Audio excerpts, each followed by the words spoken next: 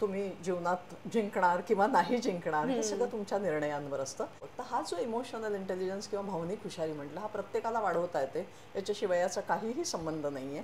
ह्या दोनमुळे आपण चुकतो निर्णय घेताना. अंधाऱ्या रात्री तू एकटी आहेस आणि तुझ्याजवळ खूप पैसे आहेत. अच्छा. आणि एक म्हणजे खूप जास्त आहेत. एक चोर आला. वेलकम टू पी आर की दुनिया फ्रेंड्स. कसे आहात सगळे? मजेत ना? मी प्रणाली तुमच्या सगळ्यांचं मनापासून स्वागत करते.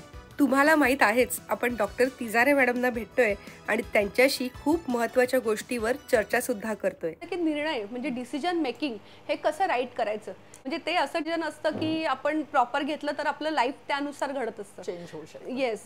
तर निर्णय क्षमता ही सगळ्यात महत्त्वाची आहे, कारण तुमचं पूर्ण जीवन हे तुमच्या प्रत्येक निर्णयावर अवलंबून असतं. बरोबर. तुम्ही जीवनात जिंकणार किंवा नाही जिंकणार हे सगळं तुमच्या निर्णयांवर असतं. त्याच्यामुळे निर्णय क्षमता हा सगळ्यात महत्त्वाचा विषय आमच्या दृष्टीने. अच्छा. आणि ते कसे घ्यायचे हे शिकता येतं. तरी तुम्हाला 100% नाही ठरवता येत की हे बरोबरच आहे की चूक आहे. बरोबर. पण तुम्ही 90% पर्यंत करेक्ट राहू शकता. कारण शेवटी पुढे काय होणार हा विषय नेहमीच कंट्रोल झोनच्या बाहेर असतो आपल्या. पण तुम्हाला ॲक्शन घेताना जर तुम्ही विचारपूर्वक घेतली तर त्याचे परिणाम तुम्हाला चांगलेच मिळतात. ह्या निर्णय क्षमतेमध्ये लहानापासून मोठ्यापर्यंत, म्हणजे तुम्ही अगदी आज कोणता ड्रेस घालायचा इथपासनं, शाळेत किंवा कॉलेजमध्ये कुठल्या रस्त्याने जायचं इथपासनं, ते नोकरी बदलायची, बिझनेस करायचा, कुठली नोकरी घ्यायची, कुठलं करिअर घ्यायचं, हे सगळे मेजर डिसिजन्स, किंवा लग्न करताना हे सगळे मेजर डिसिजन्स. आणि हे तुमचं कंप्लीट आयुष्य बदलू शकतं. सगळ्यात महत्त्वाचं मध्ये येणारं निर्णय घेताना ते म्हणजे आपला राग आणि आपली भीती. अच्छा. ह्या दोनमुळे आपण चुकतो निर्णय घेताना. पण त्याच्यामध्ये कधी कधी अशी गरज असते की एक लॉंग टर्म निर्णय आणि एक इन्स्टंट निर्णय, की या क्षणाला मला काय करायचंय, हे दोन्ही त्याच्यामध्ये मोडतात. हो, दोन्ही मोडतात. आणि याचं ट्रेनिंगच घ्यावं लागतं, सो दॅट आपण ते करेक्ट घेत राहू प्रत्येक क्षणाला. हे महत्त्वाचं असतं. याच्यासाठी आपल्याला भावनिक हुशारीची गरज असते. जसं मी तुला म्हटलं की राग, भीती आणि स्ट्रेस, तणाव, याच्यामुळे आपण चुकतो. तर मेन इमोशन्स मध्ये येतात. तुला एक उदाहरण द्यायचं झालं तर आपण जेव्हा कपडे घ्यायला जातो तेव्हाही आपण आवडला म्हणून घेतो, लॉजिकली नाही घेत. मग भलेही घरी आल्यावर तुमच्या लक्षात येतं हा तर बरोबर नाही आहे, ते निर्णय चुकलेला असतो. तर आपण मेजॉरिटी निर्णय इमोशन्सने घेत असतो. म्हणून इमोशन कंट्रोल करता येणं, त्याला इमोशनल इंटेलिजन्स म्हणतात, किंवा त्याचा योग्य वापर करून घेऊन योग्य रस्त्यावर राहणं, याला आम्ही म्हणतो की इमोशनल इंटेलिजन्स. याची खूप गरज असते. थोडक्यात तुला सांगायचं की भावनिक हुशारी म्हणजे काय, ते एक प्रश्न विचारते. अच्छा. की समजा अंधाऱ्या रात्री तू एकटी आहेस आणि तुझ्याजवळ खूप पैसे आहेत. अच्छा. आणि एक म्हणजे खूप जास्त आहेत. एक चोर आला, रडका आहे, काही खूप मोठा नाही, तुझ्यापेक्षाही कमी ताकद असलेला असेल. त्याच्या हातात चाकू आहे आणि तो तुला म्हणतो मला पैसे दे, नाही तर मी तुला मारीन. ओके. तर तू काय करशील? मी तुला 4 ऑप्शन्स देते. आजकाल लोकांना तशी उत्तरं येत नाहीत म्हणून नेहमी ऑप्शन देतो आम्ही. तर पहिलं ऑप्शन आहे की पैसे देऊन पळून जाशील. दुसरं ऑप्शन आहे पैसे न देता पळशील. तिसरं ऑप्शन आहे की त्याच्याशी बोलायचा प्रयत्न करशील. आणि चौथा आहे मारामारी. छोटा आहे तो, तर मारामारी करून तू स्वतःलाही वाचवशील आणि पैसेही वाचव. तर तू कुठला निर्णय घेशील? मला असं वाटतं की मी त्याच्याशी जाऊन बोलेन की थोडंसं काहीतरी. मेजॉरिटी हा घेतात हा निर्णय. अच्छा. आता इमोशनल इंटेलिजन्स म्हणजे भावनिक हुशारीच्या दृष्टीने तुला किती पॉइंट्स मिळतात ते मी सांगते. नॅचरली 4 पैकी पॉइंट्स राहतील. तर तुला मिळतो 1 पॉइंट. अच्छा.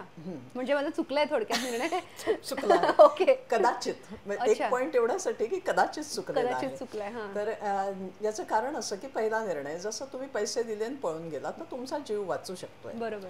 पैसे न देता पळालात तर चान्सेस आहेत, त्यांना 2 मार्क्स मिळतात की तुम्ही खूपच चांगले रनर असाल तर तुम्ही पळून जाल आणि तुम्ही वाचाल. त्याच्यामुळे तुमचा जीव वाचेल. तर पैसेही वाचू शकतात, पण 2च पॉइंट्स आहेत. अच्छा. तिसरं जे आहे बोलणं. चौथं जे आहे मारामारी, त्याच्यात तुम्ही ब्लॅक बेल्ट असाल तर गॅरंटेड 4 आहेत, नाही तर 0 आहे. ओके. तेवढंच मेन ह्याच्यात कॉन्फिडन्स महत्वाचा मी म्हणेन. तो किती दुबला पतला असला तरी त्यांनी काय ट्रेनिंग घेतलं यू डू नॉट. त्याच्याकडे गन आहे का काय आहे तेही माहिती नाही. त्याच्याकडे चाकू आहे, पण त्यांनी जर ट्रेनिंग घेतलेलं असलं तर ट्रेनिंग नाही घेतलेलं, सो मरण्याचे चान्सेस जास्त आहेत. बरोबर. पैसेही जातील आणि हे.